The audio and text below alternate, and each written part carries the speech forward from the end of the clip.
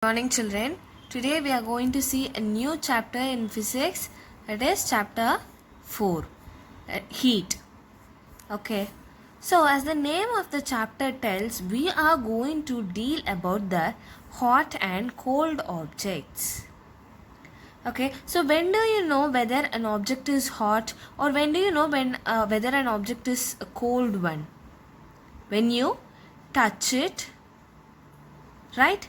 So if you have a bottle filled with hot water, when you touch it, you could feel it. The sense will indicate that it is a hot water. When you take ice cubes out of the refrigerator, it is so cold when you touch it and you come to know that it is a cold one, isn't it? But is it always to identify whether an object is hot or cold? We can identify it only by touching it. It's not possible in all the time. If you have a fire nearby to your place, will you go touch it and recognize whether it is hot or cold? No, right? How hot it is, how cold it is. How do we find it? With the temperature of that object. Okay, so I can better tell heat is nothing but a measure of temperature. If I know the temperature of an object, I can tell it as a cold object or a hot object. Okay, so what is this temperature? The temperature is nothing but the readings which are all measured in different types of scales we have, and with respect to the reading we classify an object as hot or cold object. Okay, so it is the measure of heat or hot or cold. It is a measure of hot or cold. Okay, so to measure this temperature we need a device called thermometer. This thermometer definitely everyone would have come across when you have fever. When you reach to a hospital, the nurse will keep the thermometer in your body and identify the temperature. So why are they doing so? Because they want to know how hot your body is, and accordingly the treatment can be given, right? So the same thing, to find the temperature they are using, to find the temperature of the body they are using thermometer, right? So that is what, to find whether an object is hot or cold, we need to measure the temperature. This temperature is measured by the device thermometer. The thermometer is available in various types as clinical thermometer, laboratory thermometer, and maximum and minimum thermometer. Clinical thermometer is the one which we see in hospital and medical purposes. Laboratory thermometer is the one which we use it in our lab, physics lab, chemistry lab. We have to work with the fires also there. That is, by using the burners we use the flame for certain reactions in chemistry and all. So in such a case, to find out the temperature we need a thermometer. For that we use laboratory thermometer. We cannot use a clinical thermometer in laboratory and the laboratory thermometer in the hospitals. The reason you will know it now in today's class. Okay, so the three types of thermometer what we have is clinical thermometer, laboratory thermometer, and maximum and minimum thermometer. Now, in this thermometer, you would have the readings of the temperature. The temperature reading is again determined in 3 different scales. So, all the thermometers which we use will be either of the Celsius scale or Fahrenheit scale. Kelvin scale is another type of reading used to give the temperature, but it is used only for astronomical purposes, to measure the temperature of celestial bodies like your all the Astronomical related studies, we need to use Kelvin scale. Okay, is it possible for me to use the clinical thermometer to find the temperature of the hot sun? No, right? The thermometer itself would be burnt. So, in that cases, for astronomical purposes, we use Kelvin scale. Other than that, the Celsius scale and Fahrenheit scale is used by the human beings in our daily life. Okay, so the clinical thermometer and laboratory thermometer will be either in Celsius scale or Fahrenheit scale. Okay, so don't get confused between these two. This is the device. Whether it is a clinical thermometer or laboratory thermometer, which will give us the temperature. But the temperature should be in a reading. That is a mathematical reading. Digitals. Okay, numbers. That reading should be of two types, either Celsius or Fahrenheit scale. Okay. So here you have I have drawn a small clinical thermometer look-alike. So this is how the thermometer used in the hospitals will be. Right? So you will have a bulb, kink, and inside you will have the liquid which would rise on applying it to a hot object and indicate the temperature. So what is the liquid filled inside the thermometer? What is the working principle of a thermometer is? The thermometer is usually made up of a glass tube, because only then the readings would be visible as well as the liquid filled in, the movement of the liquid filled in will also be visible. Okay, so the thermometer is usually made of a glass tube, and inside the thermometer you would have a bulb. A bulb is nothing but a small tube running throughout the clinical thermometer, the thermometer, so that the liquid is filled inside the bulb, inside the tube. The liquid filled is nothing but your mercury. Why did I choose mercury as the suitable liquid to be filled inside a thermometer? I can even use other liquids like oil or water or kerosene. Right? Why did I choose mercury as the best liquid to be filled inside the thermometer? The reason is mercury has the property to expand and contract on heating and cooling. So when the nurse keeps the clinical thermometer in the body, due to the heatness provided by the body, the mercury starts to expand and it rises in the tube, that is in the bulb. It rises and it indicates the temperature of the human body. And once the thermometer is taken out, it again comes back to the original state. It contracts because of the cooling surrounding. Okay, so that is the reason, the main reason why did we choose mercury as the liquid to be filled inside the thermometer is it has the property to expand and contract on heating and cooling respectively. That is property number 1. And property number 2 is it does not vaporize. What is the meaning of vaporize? Vaporize means when you boil the water, some amount of water molecules would be converted into liquid to vapor. The mercury does not vaporize on heating. So that is also another reason why it is chosen as the best liquid to be filled inside the thermometer.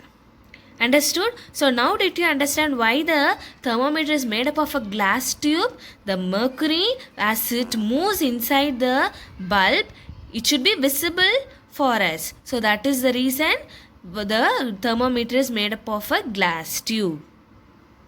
And as I told you already, the mercury expands and contracts. Both expansion and cooling of the liquid does not happen in an ununiform manner.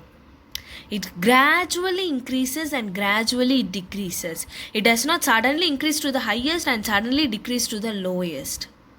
So that is the reason this mercury is chosen as the best liquid to be filled inside the thermometer, and its variation, that is the expansion and cooling, is in the uniform manner. Understood? Also, the next thing is you could see the readings in the thermometer written on the glass tube. Okay, and can you see here a kink? Kink is nothing but a small blockage in the bulb. Okay, a small blockage or a slot like structure which you could be seen clearly in a thermometer, that is kept purposely to prevent the falling of the mercury more than a certain limit. The liquid should not fall down until the edge of the bulb. Okay, so should be some kind of a stoppage or a limit for the liquid to flow in between. Okay, so that is the place called as kink. Above the kink, the mercury liquid cannot flow. In between, it can flow, it can rise and drop, indicating the temperature. Okay, now let us see how to use a thermometer. You could have seen that the nurse before using a thermometer for a person, she first cleans it with an antiseptic. Because if she has kept to a person previously, that person's disease should not spread to the next person, right? So before taking it to the next person to check, she would clean it with an antiseptic and then only use it. And you could have also seen that the nurse shakes the thermometer well before using it. Why does she shake it? Is there any medicine filled in it to be shaken well before using?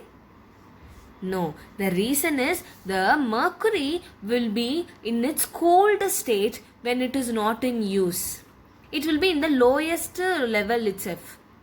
So in order to rise up the liquid, just few shakes would rise up, and when it is kept in the human body, it will gradually rise and indicate the temperature. Okay, so always keep in your mind that you should use an antiseptic before keeping it in some person's body to check the temperature, and you should shake it well. Okay, and then you should not put the thermometer down, because it is a glass tube, it would easily break. Understood? Okay, now the thermometer in Celsius scale. As I told you already, the thermometers can be either in Celsius scale or Fahrenheit scale. In Celsius scale, if a thermometer is manufactured in the sense, its reading would be from the range of 35 degrees Celsius to 40 degrees Celsius. All the clinical thermometers used in the hospitals to check the human body's temperature will definitely be in the range of 35 degrees Celsius to 42 degrees Celsius. Why is this range, ma'am? Why does it not start from 0 or end it at 100 or any digit more than that? The reason is normal human body temperature is 37 degrees Celsius plus or minus 2 degrees Celsius. What is the meaning of plus or minus 2? 37 degrees Celsius is the standard one. It varies from, the normal body temperature of the varies from 35 to 39 not more than that. For a normal body temperature, in the usual cases, the temperature will be in this range only. So that is why when manufacturing itself, they have this range to be calibrated in the thermometer, 35 to 40 degree, so that the mercury will rise and drop in this range. Okay, so if this is the normal body temperature in Celsius scale, what is the reading it could be in Fahrenheit scale, ma'am? When I check in the hospital, the nurse tells my body temperature is 98 degree Fahrenheit, ma'am.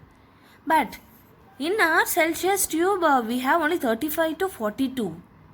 What is the difference, ma'am? How can it reach to 98?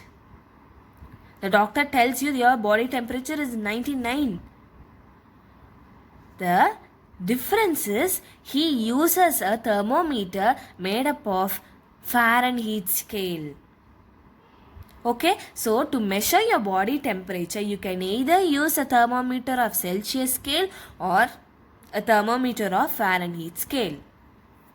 If you use a scale of degree Celsius, means it should be, the normal body temperature should be 37 degrees Celsius.